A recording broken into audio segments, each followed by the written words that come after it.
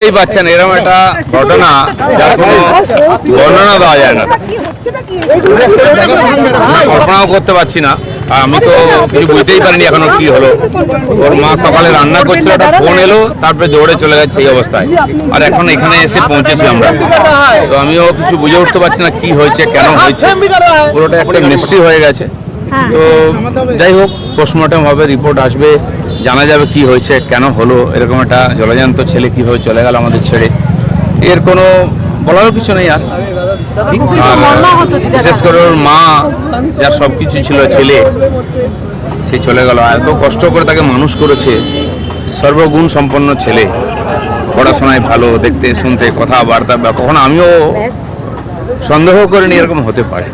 তো যাই হোক, মানে এর তো কোনো ক্ষতিপূরণও হয় না, এর কোনো বর্ণনাও হয় না। আগের থেকে আমার সঙ্গে ছেলের পরিচয় ছিল, তাকে খেলা দেখাতে নিয়ে গেছি, খুবই ভালোবাসতো। আমার একটা তার প্রতি মোহ এসে গেছিল। দুর্ভাগ্য আমার যে মানে পুত্র সুখ হয়নি, পুত্র শোক হলো। কল্পনা করিনি আমি। স্পিডে গেলাম, তখন উনি বললেন একজনকে তুমি যাও তো ম্যাডামের সাথে। আমি কারোর দিকে তাকাইনি, মানে আমার শাশুড়ি মা ঘরে আরো মানে দোতলা ছিল, আমি কারোর দিকে না তাকিয়ে আমি সিঁড়ি দিয়ে নেমে রুমে ঢুকে চাবি নিয়ে আবার বেরিয়ে গাড়ি স্টার্ট করে আসলাম। বাড়িতে এসে অ্যাম্বুলেন্স কখন আসছে 15-20 মিনিট, ওইসব না করে গাড়িতে আবার সবাই ধরাধরি করে সিঁড়ি দিয়ে নামালো দোতলা থেকে, গাড়ি পেছনে বসালো, দুজন বসলো, আমি চালিয়ে, সামনে একজন বসলো, আমি নিয়ে ওইতে গেলাম। ওইতে ওরা কেন জানি না বলছে দাদা আমি স্যার উপরে ঢুকতে তো দিন ইমার্জেন্সিতে, তারপর ডাক্তার ঢোকালো। ঠিক আছে,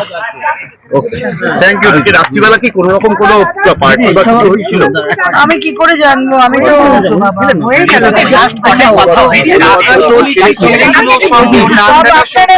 আমি একটা কথা দাদা শুনুন না,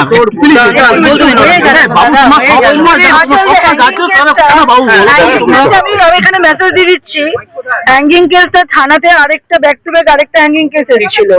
আপনারা কাইন্ডলি থানাতে, বিধাননগর থানাতে ফোন করে জানুন। হ্যাঙ্গিং কেসের নাম আলাদা, আমার ছেলের নাম আলাদা, দুটোকে হয়তো কোনো না কোনো মিডিয়া আপনাদেরই মধ্যে ওটাকে একটু রেকটিফাই করে দিন, মানে বাজেভাবে ওটাকে স্প্রেড করছে, ওটা ঠিক হচ্ছে না।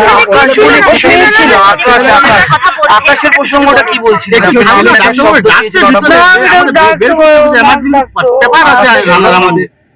নাক দাও বলে বেলা 9টা অব্দি নাক ডাকার আওয়াজ।